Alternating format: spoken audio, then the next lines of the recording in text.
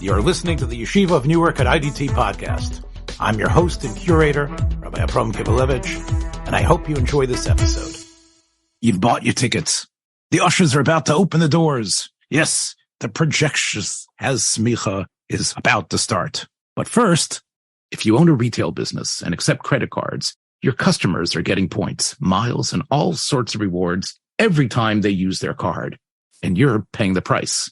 That's why NRS Pay, a product of National Retail Solutions, a division of the IDT Corporation, offers its cash discount program FeeBuster. You can start accepting credit cards for free. If your business processes over $18,000 a month, you pay no monthly fee and $0 out of your pocket for transaction. This means you, as a retailer, can enjoy the benefits of accepting plastic, and your customers still get those crucial miles they crave and need.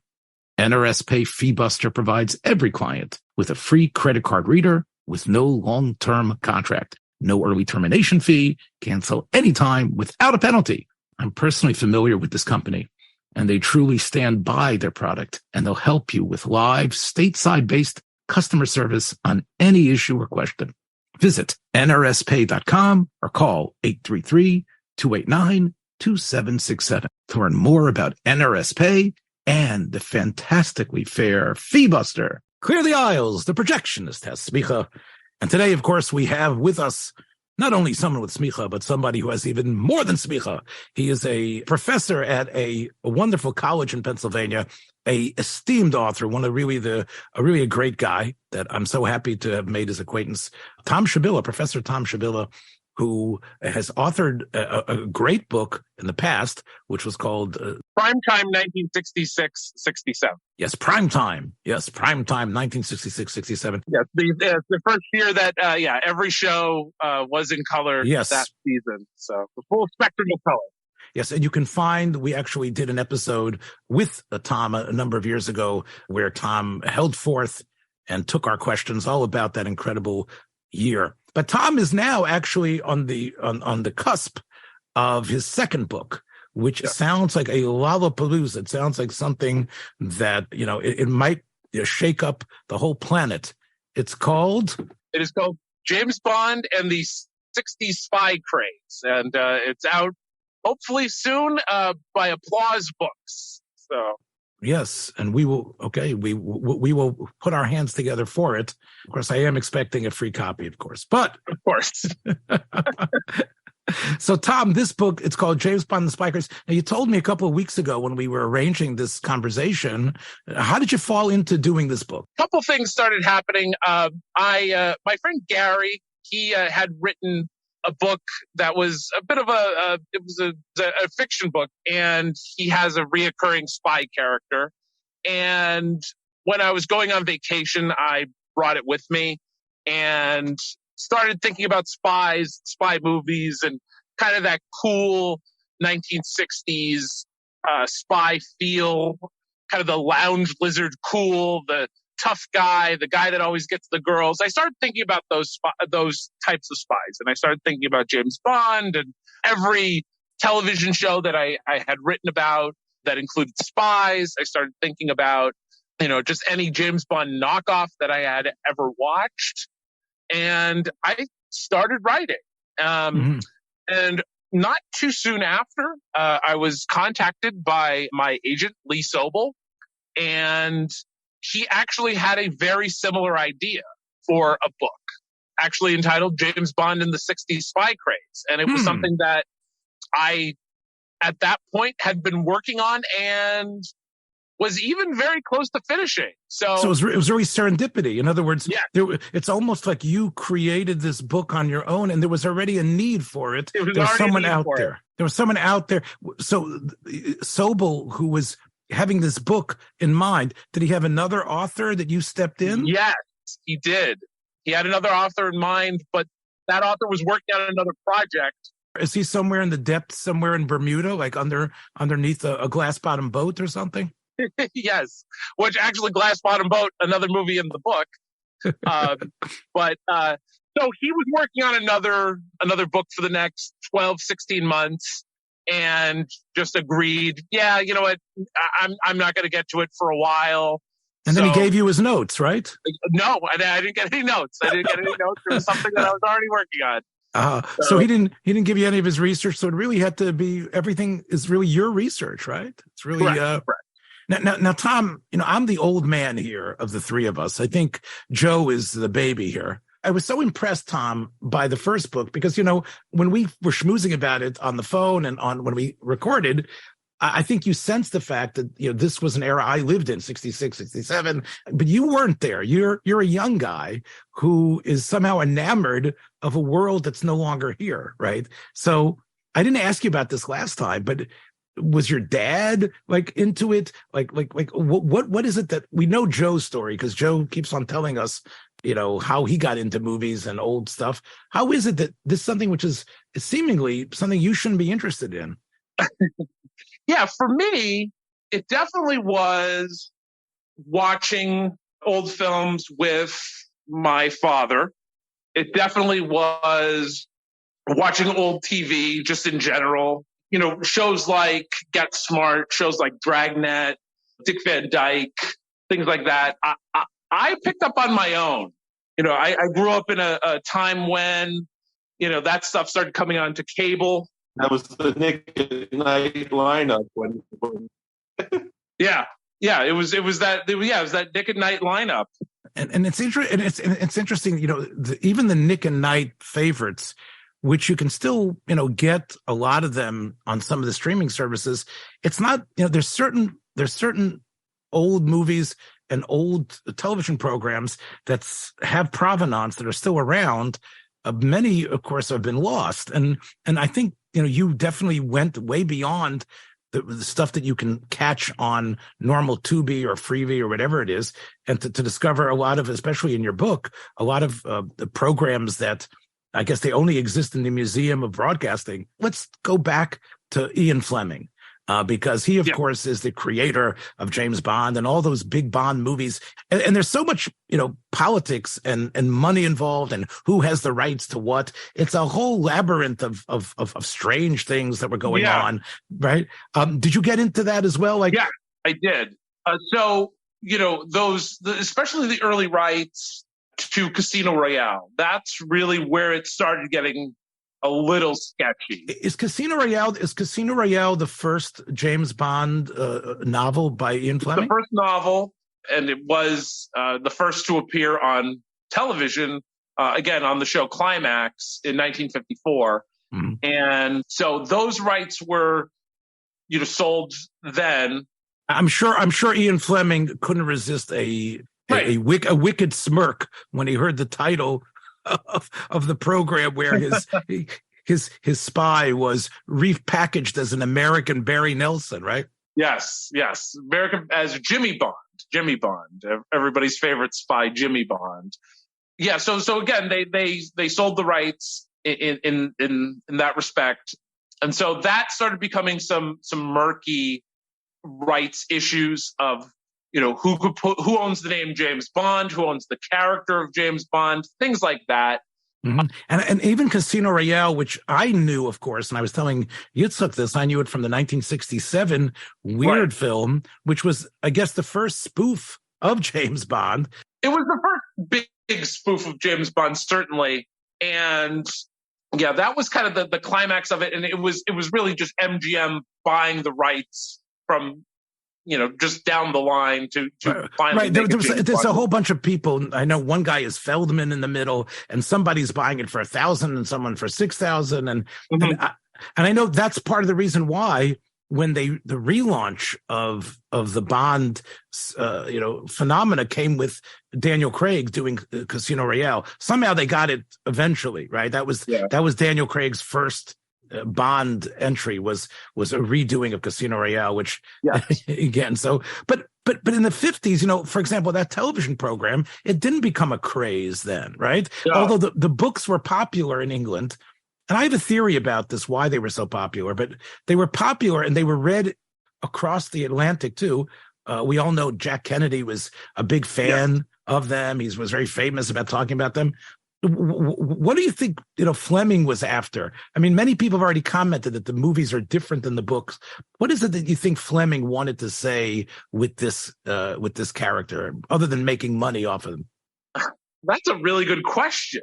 I mean, Ian Fleming was certainly, he was a World War II vet. He was like James Bond, and I think he may have wanted somebody, almost making an alter ego for himself.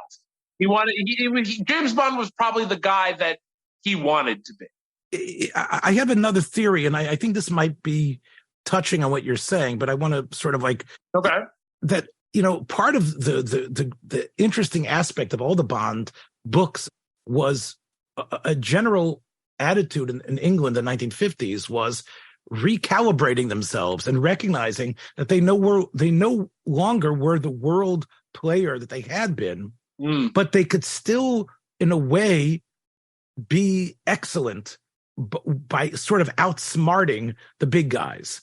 And that's why, Felix Leiter and all the Clarence or Felix, whatever they call them in different iterations, the CIA, the Americans are always dummies, right? I think in Fleming's book, they are basically like this big gargantuan idiots, right? And there's the recognition that somehow the Brits, yes, we're no longer the empire the way we were, but here's a character that using brains and determination can somehow, within the cracks, really be the saviors of the planet still.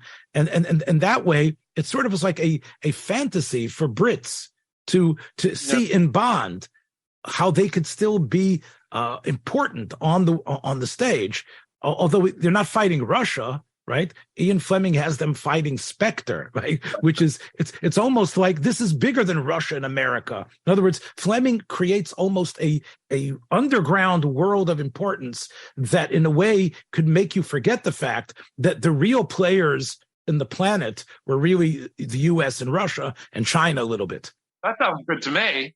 Yeah, certainly, and even with a number of the things where and you see it is, even if America takes credit for it, even if, it's still, James Bond is the one that really did it. James Bond is the one that really saved the world. Right. And which is, and again, whether if you like my theory or not, the British aspect of Bond and everyone involved, it's interesting that Jack Kennedy, who was, fashioning America for the 1960s, liked the stuff that was in there. He liked the fact that, the digs on international diplomacy that the books had. Yeah, I did talk quite extensively about, kind of the Jack Kennedy connection with this in the book. That's really when, it took off. So I know that the world was, fascinated, especially in America, lionized Jack Kennedy. How did that influence the making? Let's say again, Climax. It was there. It was an anthology Climax series was before Jack Kennedy was president. No, I understand. It was an anthology series, so it's really just it's just a curiosity. The Craze really only takes off with Dr. No and From Russia with Love. What does Kennedy have to do with these films being made? So once Kennedy, in 1961, when he listed From Russia with Love as one of his favorite books, there was a list of 11 books. It was, here's President Kennedy's favorite books. That's when Broccoli and Saltzman really started looking at buying the properties. Mm-hmm. And they had purchased all of the Ian Fleming books, Sans, Casino Royale. Yeah. Mm-hmm. So even though their first idea was to put out Casino Royale, where it was in the book lineup, but they said, well, hey, this is going to be a tougher purchase than the rest. So they just started with Dr. No. And, again, there's a lot of debate among Bond aficionados of what the best films are. And I know for today, since we don't have a tremendous amount of time, we want to talk about the early 60 Bond films. Yep. So, there is, of course, Dr. No. And, Dr. No is clearly a Bond film, but it's not nearly as exciting. Most people believe, and they think it might be the best one. I actually went to see the film for the first time in the St. Mark's Theater in downtown New York in Manhattan, From Russia with Love. Many people think that is really the best Bond film. Do you agree? I chose Goldfinger. I think it's not the height of James Bond. Well, it's the height of the James Bond craze. And it starts to get a little wacky. Some of the gadgets are a little out of reach, but not too much. And that's From Russia with, although there is sort of a sense of continuance from Russia with the Goldfinger.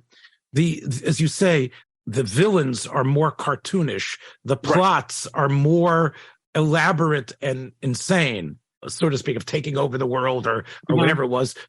I think it was doing something with the gold supply of everyone. So in other words, the gadgets and sort of the sci-fi aspect almost of Bond becomes more apparent in Goldfinger than From Russia with Love. From Russia with Love is almost, you can even take the drama seriously in some way. Absolutely. So I think this, like, what's often the spy-fi stuff, that's almost James Bond's charm. So I really think unless they really started breaking out of that mold, I don't know how much further that series would have gone. Again, so when I said people think From Russia with Love is the best film, I think what they mean is it didn't have all that extra dross onto it. Yes, it had, that sort of glib Connery humor, but it wasn't like every single time somebody died, he had to do a one-liner about, his death.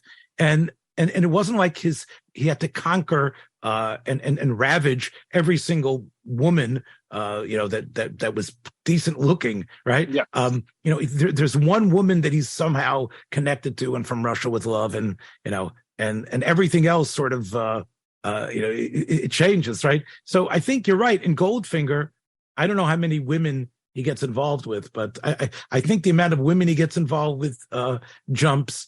The sort of snarky attitude, sort of becomes part of his persona more. And I think, and you're right, Goldfinger is definitely more the template, the Bond craze, than From Russia with Love is. And it also has something, I don't think Russia with Love has this tremendous theme song, right? It was only with Goldfinger. Russia with Love is Matt Moreau. Yeah. Right. But you can't compare that to Shirley Bassey. No, Shirley Bassey is definitely the quintessential, one of the best James Bond themes. And I'll say also the opening of Goldfinger, where you're not exactly sure what you're seeing, right? And what you're actually seeing, I think, is a woman who is somehow has that gold material like frozen on her body, like killing her, right? That's basically what it is, right? There's sort of like a close up of throughout the theme, yeah. So in many ways, it went bigger. That's why I said certain people feel that is it truer to Fleming? In other words, you've read the Fleming novels. Yeah. Yeah. I mean, those books, they do start getting into nuclear intrigue, things like that. So it does align with Fleming's books? Not exactly. I mean, like Moonraker, is certainly not, they don't go to space in the book. Yeah, right. The craze began because the movie was so popular, whether it was From Russia with Love or then Goldfinger, that everybody wanted to jump in on it, right? Everybody wanted to. So what was the first U.S. sort of knockoff from the James Bond craze? In the United States. Would it be The Man from U.N.C.L.E.? Well, Man from U.N.C.L.E., so, I mean, before, definitely on television, that certainly was certainly one of the earliest in television of that. I mean, I'm trying to figure out, in my mind, being the monster kid, what was Creature from the Haunted Sea spoofing, because it seems to predate the whole genre, but captures the genre. I mean, it doesn't predate the genre in print, but in film, it captures that. I mean, it's a spoof of that genre it's 4 or 5 years before Get Smart, started spoofing it. It's a year before the first Bond theatrical film. What was that movie, which I know you're probably familiar with. I don't know if Rabbi Kiplevich is familiar with, but I'm saying, was that spoofing the James Bond genre based on the novels? Was that where Corman got the idea for this Very character? good question. I didn't even think about the Creature from the Haunted Sea, but yeah, it must. So why don't you tell our listeners, because you guys, know all about this. I don't. Yitzchak, can you tell us what the Creature from the Haunted Sea is?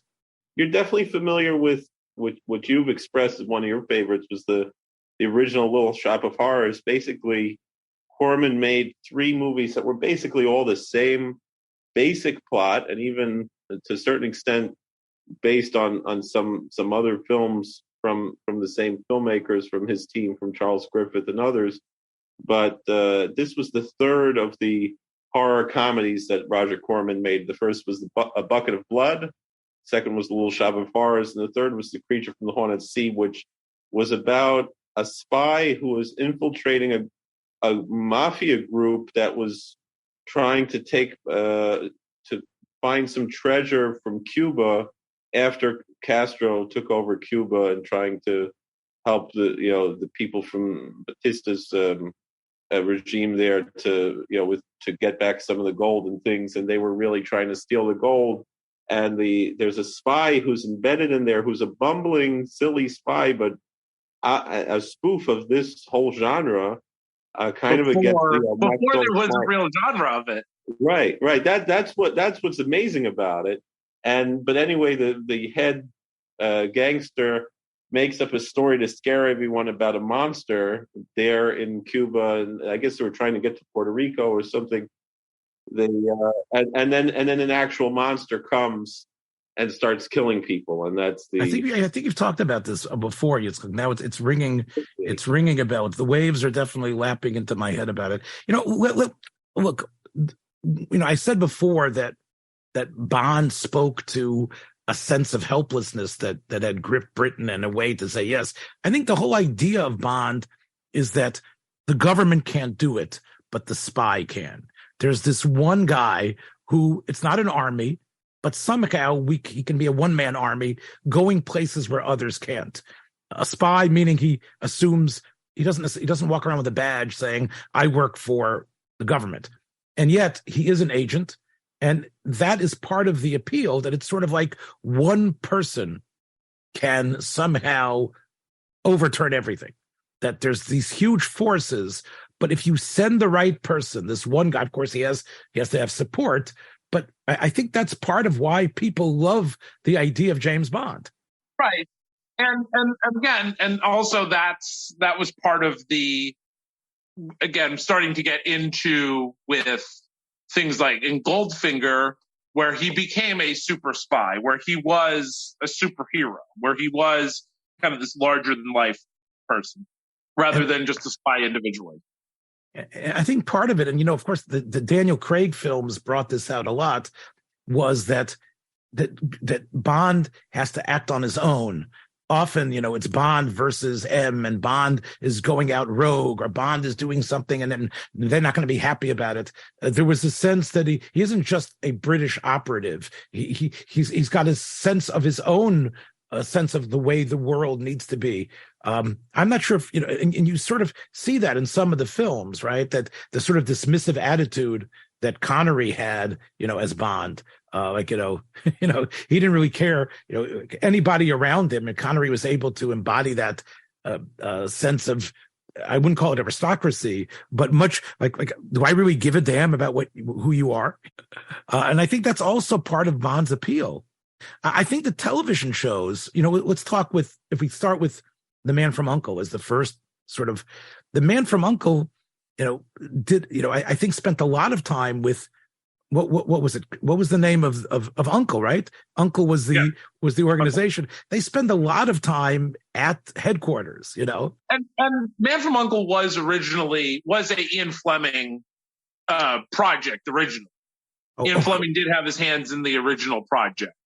It was, then they had not a falling out, but with Bond producers, they really didn't want him too closely aligned with it.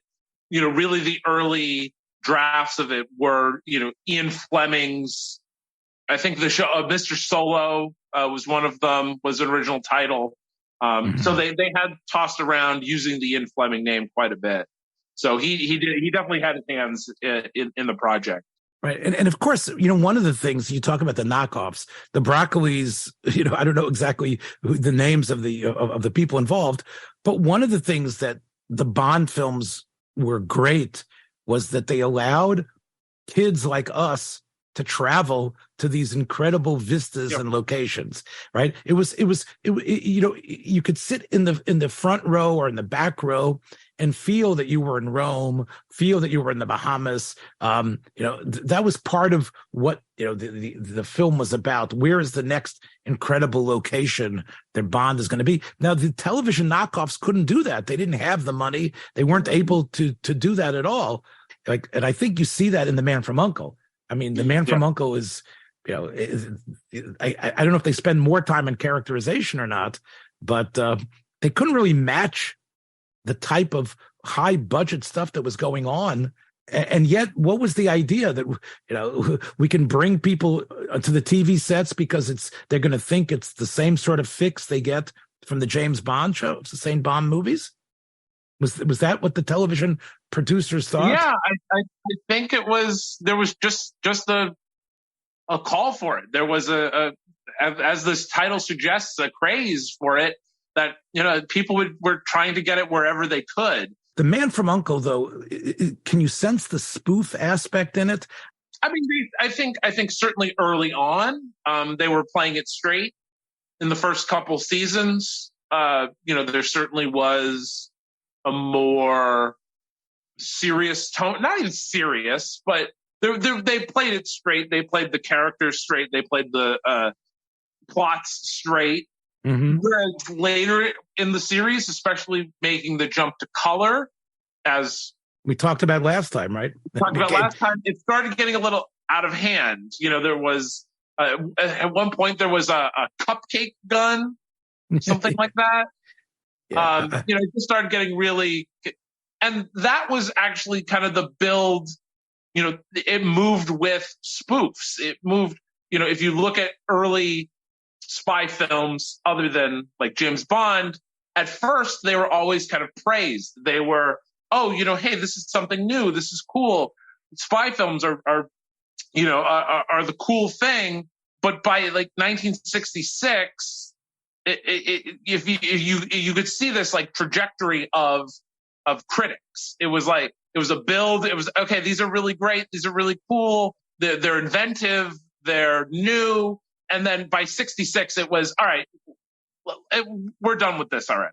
So in other words, if it couldn't be the big packaged extravaganza of the Bond films, whether it was Connery and then Roger Moore, Lazenby in the middle, then you're saying that the knockoffs didn't even try to simulate. Well, but before that, what were some of the, we talked about getting The Man from U.N.C.L.E. By the way, I just want to say that, Robert Vaughn had very little charisma, but David McCallum had charisma out of the yazoo. I mean, he was a pinup guy everybody loved him. And I would say he did a lot for detente before, in the middle of the Cold War, because he was a Russian agent that was working together with the Americans. So, again, we know David McCallum kept that accent. I mean, come on, David McCallum, he deserved the Emmys that he got. He was great. So what was the first Bond knockoff movie? So in terms of in America, so in Europe, there was a movie, That Man from Rio, that was released in America. And actually, it was nominated for Best Original Script. And it was a French film, and actually a film that Steven Spielberg was a very big fan of it. You definitely see Indiana Jones, where some inspiration here and there. And that's a really great example of a film that again, when spy films were new, when they were fresh, people were pouring on praise for it. American International Pictures, who were putting out all those beach party movies at the time. Sure. The movie Dr. Goldfoot and the Bikini Machine with Vincent Price. I think at the time crowbarred a character in there with Frankie Avalon as secret agent 00 Half.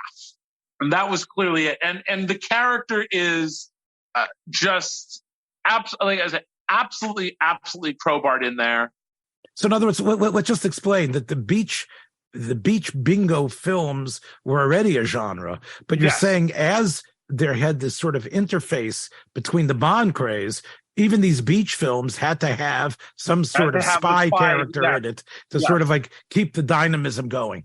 Yeah, in the film, So what happens is it's almost like it bleeds into other genres. Mm-hmm. In other words, the idea is it's sort of like everybody's so in love with this concept of this spy who can do everything and who's able to accomplish so much that you're saying you're finding its fingerprints showing up everywhere. Yeah. You started seeing a ton of this. How about in the Dick Van Dyke episode with Godfrey Cambridge? Oh, you know what? I don't even think I mentioned that. Because let me just tell everybody, there's this, a government agent played wonderfully by Godfrey Cambridge. And again, we talk about breaking the color barrier. Dick Van Dyke, of course, did that with the wonderful Greg Morris episode where, the babies get mixed up. There were a number of I guess, trailblazing episodes in terms of race acceptance in the old Dick Van Dyke Show. But here you have, of course, Godfrey Cambridge playing the spy who is somehow sent to Rob's house in Westchester. And again, it's New Rochelle, right? And it seems like it's somehow, he's almost like a toned down version. In other words, Rob gets crazy. Rob thinks, Rob believes he's got a spy guy in his house, and Rob sort of becomes infected by what's in the American air. And Godfrey Cambridge actually shows himself to be, no, the spy business is a lot more Jean Le Carré stuff, much more meat and potato stuff than it is the sexy stuff that Rob Petrie thinks it is. So I think that show is also, in a way, a response to the Bond craze. You can throw that in and say, my good friend Rabbi Kivelevitz mentioned that. I don't know. I will have to. That's something I'm definitely gonna have to keep in mind. I did mention there was the Beverly Hillbillies episode. Jethro becomes not. What does he call himself? Double not spy. Double not spy. Because a zero is not if you're a hillbilly, right? You can't say 00. You call it not. And of course, Ellie wants to be a spy too, right? It can't just be. Yeah. So you're right. There you see it for sure. I mean, and again, it's sort of like making fun of Americans and people out in Beverly Hills who are so in love with this idea. Does a real spy show up in that Beverly Hillbillies episode, or is it all in Jethro's fantasy? Yeah, it's just in his fantasy. I mentioned there's a My Favorite Martian episode where they think that he's a Russian, or he's a spy. The Munsters, where they pull up Herman goes skin diving, and a fisherman pulls him up, and they assume that he's a Russian spy. I see. So there's all kinds of episodes, dealing with spies around the time as well. Mm-hmm. Yeah, of course, espionage and fear of the Russians is a little bit different than the super, James Bond aspect. Mel Brooks and Buck Henry create Get Smart. But do you, I was talking to Yitzhak about this off pod. Do you see Get Smart in its complete arc as a Mel Brooksian concept? I'm not saying the idea wasn't Mel Brooks. And I'm saying the opening is clearly Mel Brooks. The opening of Max going down one floor after another in from the phone booth and getting his nose caught. That's Mel. And the Cone of Silence, that's Mel. But do you see the series as Mel Brooks, or was it, or did it become something else as the series developed? It definitely became something else. and with any TV show, when you start getting cute with it, marriage, kids, adding new characters, then it's like, we started running out of ideas. By the time Get Smart, I think, got picked up by, it moved to another network. Yeah, the last season it moved. The last season it moved to CBS, I believed.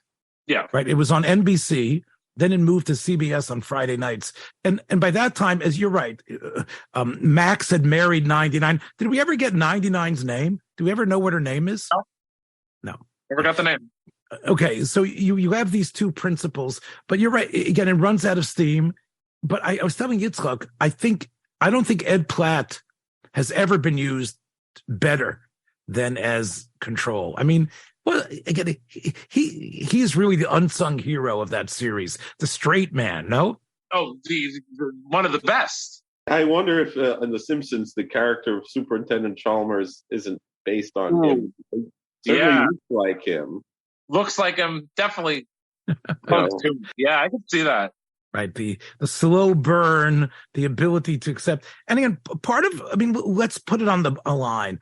Here you have the spoof is the super spy is actually a doofus. The super spy is somehow gets everything wrong instead of like Bond, who understands instinctively who to kill, who to get involved with, what's going on.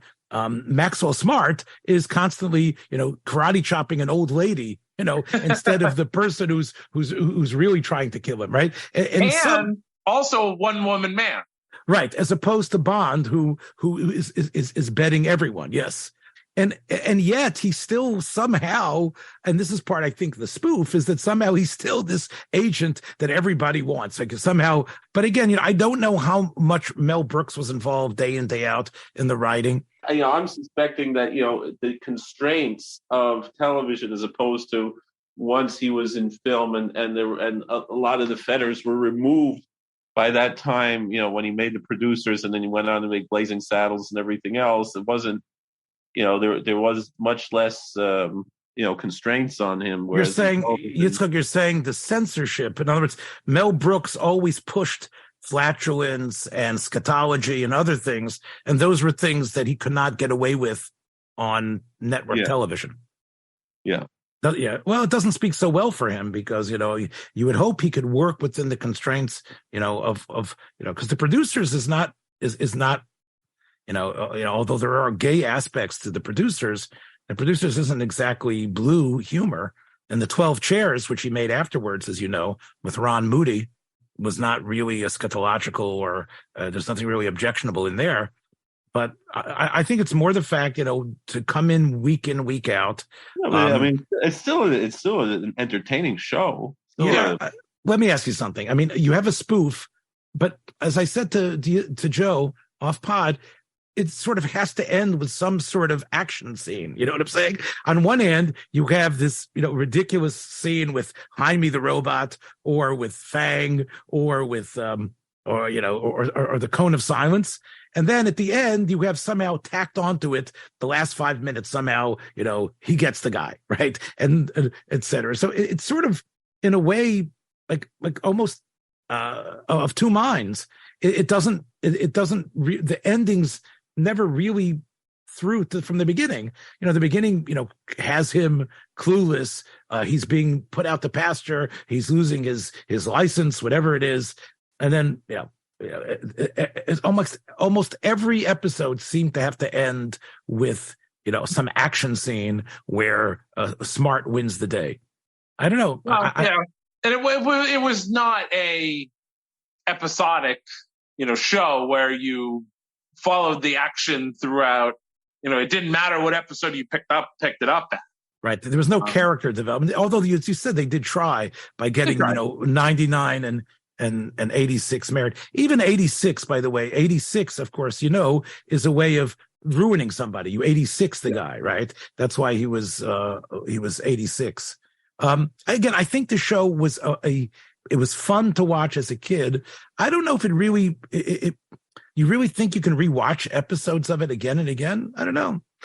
You have individuals who are great in it. Bernie Koppel, of course, is great as Starker, but I don't know. I really see it as a, it's not a classic to me. It's sort of a. I disagree. I really love Get Smart. Look, the shoe phone, is it? But how many times can you have? Who is the guy who's how many times can you do the shtick where who the master of disguise is? Who's that? Agent 13? Oh, yeah, something like that. Well, Agent 13, who's disguised. Who he is? He's sometimes a woman. Sometimes that's right. He's a woman, and always a very buxom woman, right? Yeah, he's always somebody, right? He's somehow like who is he? I thought who played Jaime in the show? That was Dick Gordier. Yes. Yeah. I thought he was excellent. And you could tell that he was, he almost get this sense of the AI wanting to be real, right? The Pinocchio aspect. I thought he was good. But I don't know. I always figured he was Jewish, but he's not. I doubt he is. So. I mean, the character. The character had to have been, right? Yeah, Jaime. Yeah. Yes. He was Jaime the robot. He was meant to be the golem. I think that's what it was based on. I think it was based. Oh, yeah. That's right. I think he's meant to be like the golem. I think is probably the most successful, I guess, siphoning of the craze. And we talked about it our last time, which, is the Wild Wild West. Mm-hmm. Yeah, Wild Wild West. And in interview after interview with Robert Conrad, it's him saying, I'm the first James Bond. You can call me Agent 001. Right. Things like that. Certainly, again, just capitalizing on that spy craze of, like I said, with like the Beach Party movies, where they already had a successful genre. Added spies. So with Westerns, that was Wild Wild West. It was right, but it also created steampunk. The whole steampunk world. The sci-fi aspect. The sci-fi aspect of Bond, when it becomes retroed into the Wild Wild West, there you have something. I think I can't say every episode works, but to me, it's a much greater success than Get Smart. It had enough humor, thanks, of course, to the great Jewish actor Ross Martin, who was able to really bring a lot of humor. And Conrad himself also didn't take himself ultra seriously. But, you've mentioned how that program was canceled because of the excessive violence in it. But there you sort and it was almost like it was a sacrifice by the network. It was, right. They said, there were these, parent television groups going after them. And they pretty much said, all right, look, we'll get rid of Wild Wild West. Will that make you happy? And apparently it did. What I would say is that we know television couldn't match the production values of a film, but Wild Wild West came close to doing that by, I think, inventive use of special effects. The miniatures they used a lot, and miniature. Speaking of course, Dr. Lovelace, of course, is someone really a villain that could have been in any of the Bond films. Michael Dunn could have been a Bond villain. He really, I think, yeah, Michael Dunn, because the Bond villains, as the series progressed, as you said, they became, the same sort of satirical objects that, of course, Austin Powers made fun of, right? In that, in that scene, all the Farbissina, was it Frau Farbissina? She, of course, she's the analog to, the villainous from Russia with Love. Yes. And of course, Conrad, you have Robert Wagner and of course, Dr. Evil himself. Well, look, I know it's been fun for you to research it. Yeah, absolutely. And before we do go, again, with other spy spoofs that, again, in the book, I do cover the Matt Helm films with Dean Martin, sure, which took, kind of those James Bond things just to a different level of absurdity and girls, the Martin betting, Right, and it probably made sense. It probably made sense to use, Martin, had by that time that sort of became his, his Hollywood persona was basically, betting women and the gold diggers and everything like that. So that it sort of made sense that they could have him as Matt Helm. Yeah, and then even then you even had the Harry Palmer films, which were seemingly an antithesis of a very working class English spy who was reluctant, and not a reluctant spy like Maxwell Smart. He was reluctant in he didn't want to do it. He wasn't, he was good at it, but he didn't really have it in him. What films were those? I'm not aware. I'm Harry not familiar. Palmer was in The Empress File, Funeral. Oh, The Empress File, sure. $1 Billion Brain. Yeah, so with Michael Caine, those films. And also the Derek Flint films as well. Right, the Flint films. Again, there you get, of course, James Coburn, who, quite cool. You got to admit, James Coburn exhibited a cool aspect. And again, we have Godfrey Cambridge there as well in playing second fiddle. So, and I guess, would you say that can you appreciate those films without seeing Bond? Maybe, right? Can you appreciate somewhat? I think that those three you somewhat can, whereas many of the others can't. Many of the others you really need to have James Bond as a reference to really see some kind of connection, or at least appreciate the era of spies. Again, and I did try to go pretty in depth. I did try to, if it did have some spy element, I certainly looked at it.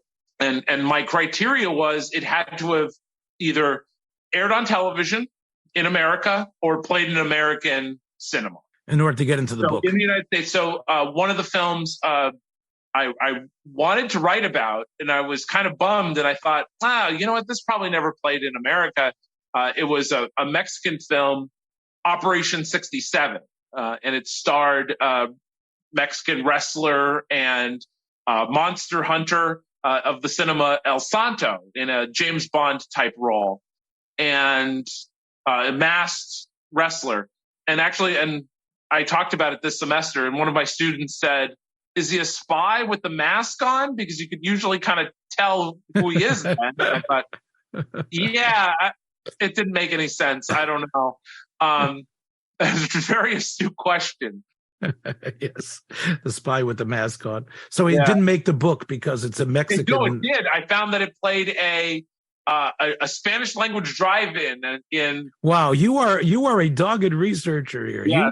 We should get you into the world of the Talmud. You'd be able to discover a lot of interesting sources if you put your head there. Wow. Yes. Yes, you could find it played in one drive-in. Yes, on one Saturday night. El Paso. It was a craze then, and there was a reason. It was a way, I guess, to sort of forget about the Cold War. It was a way to, in a way, I guess, believe in individual superdom, so to speak. A person could be able to accomplish so much. It was fun. It was also, I think, a way post-World War II. We were very gadget oriented. Mm-hmm. Out of World War II, the gadgets that helped win the war ended up getting into the assembly line, into people's homes in the 1950s. And then eventually, of course, in the 60s, we started thinking about the type of mechanisms that would get us to the moon and get us beyond and get us into the 21st century. So I think that's part of why people enjoyed the films as well.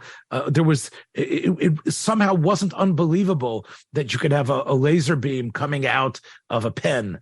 And of course, we have seen that. But today, there's still people caring about somehow the Bond phenomena, who's the next Bond. Does it seem to be passé to you? Do you care at all? Do you care about who's next Bond? I mean, did you go see the Daniel Craig films? I've seen, I go see every James Bond movie on opening day since. But you've got to admit the misogynist Bond has changed quite a bit. I think Bond is a woman now, right? Well, no. I mean, in the last movie, I don't know if it was the last movie, 007 was taken over by the number 007 was taken over by a woman. Yes. But then he came back. I don't see, them making it a woman. I could be wrong. I don't know. Yeah, because it would seem that if you go back even to Dr. No, there'd be so many red flags raised about those, that persona.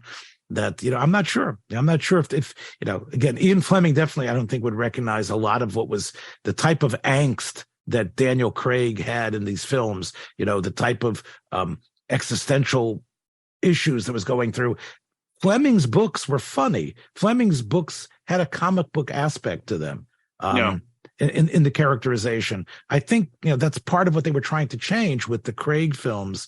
But again, I guess everything has to evolve, even us.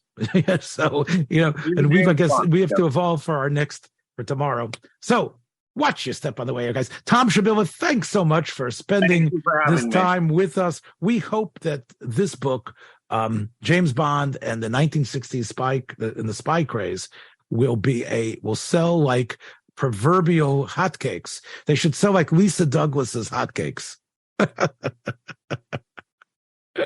Okay. Thank you, guys. Thank you very, very much for being on again. I had a blast.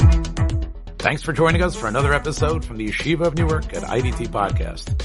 Be sure to subscribe on your favorite podcast app so you don't miss a single episode.